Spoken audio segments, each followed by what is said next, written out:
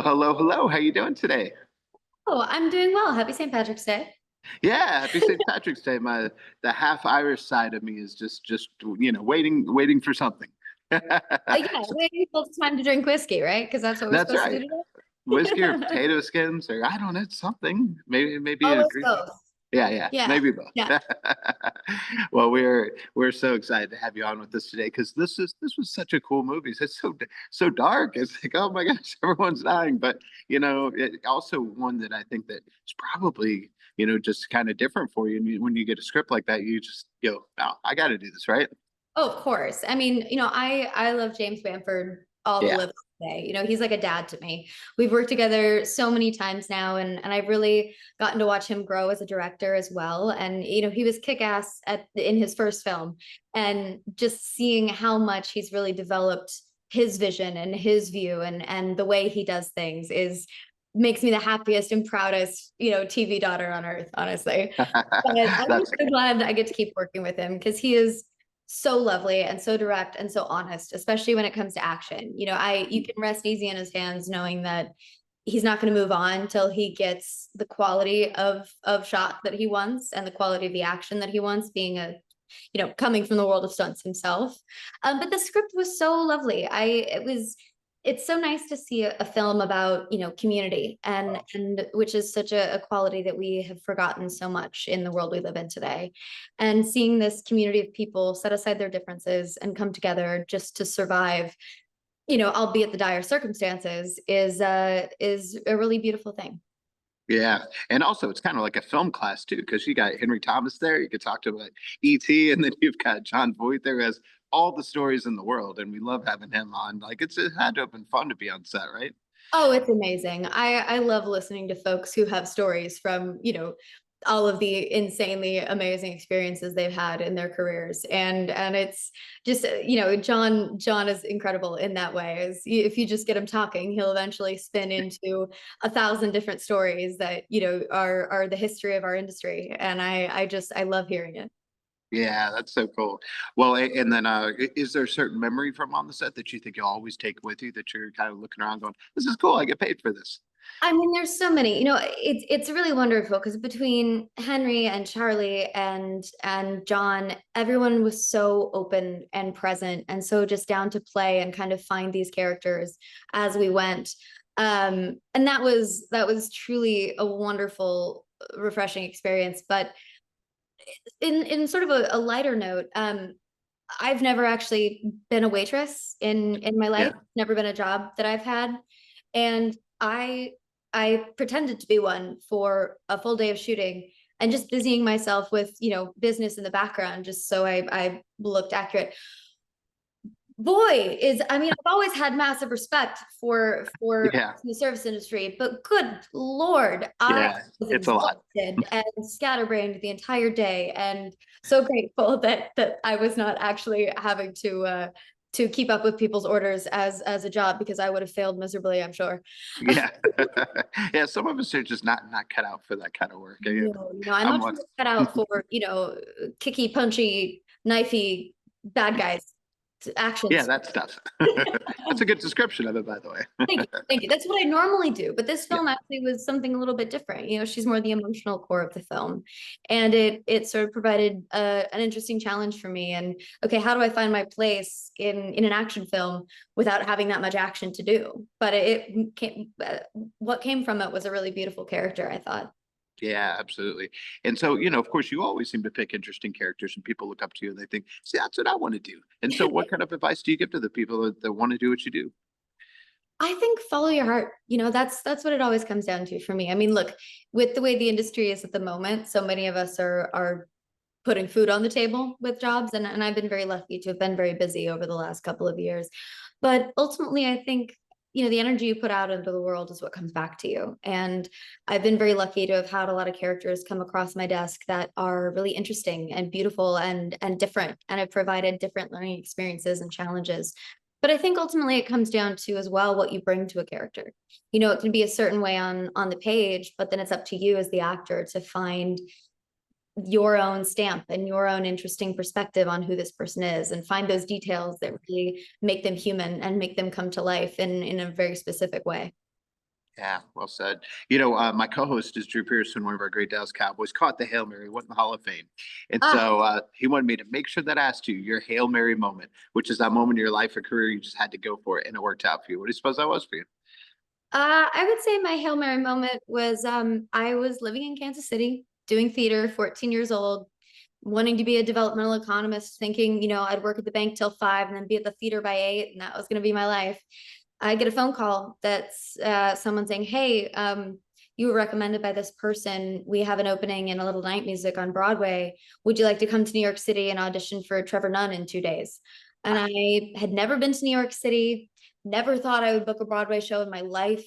And I said, you know what? I just want the experience of going to New York, seeing the city, auditioning for a Broadway show. That way I can say I've done it once in my life. And why not? And a week later, I was living and working in New York City on that show, and changed my life forever. And it's that moment where you just have to jump in the deep end of the pool and go for it. And sometimes that can change your life. That's amazing. Part of that, we talk about that on the show, is that success mindset that you have to have. And sometimes these shoots are tough, especially when you have to do a bunch of stunts and everything and over again. And so what do you keep in mind that keeps you on that right path always? The days on set where I'm, exerting the most effort and energy. And I always talk about Shadowhunters on this, or Air Force One Down, but I'll never forget there was a day on Shadowhunters. We were shooting a series finale or a season finale episode. We had about 6 fight scenes to do in that day. I was also crying for about 10 hours of that day in the scenes, and covered in blood and mud and rain because it had poured rain that day as well. So, instead of fighting in the grass, we were fighting in the mud. And it was the most exhausting day on set I've ever had. But I've never been more satisfied by a day on set, because you've given everything that you possibly can have. You're doing the thing you love most in the world that makes you want to jump out of bed every day. And you're leaving the most raw and real parts of yourself on screen. And I don't think I could honestly ask for anything more. Yeah, I love that. And the thing is, you've done it all, theater, film, TV, you've had to, promote it all, but, now you've got millions of eyeballs on you. Is that like a little bit of extra pressure? No, I don't think so. I think for me, it's more of an opportunity. Yeah. I'm very grateful for the career that I've had thus far, and I hope it only continues to grow from here. And for the folks that have stuck with me through all of that, and continue to take interest in the projects that I do, I'll forever be grateful.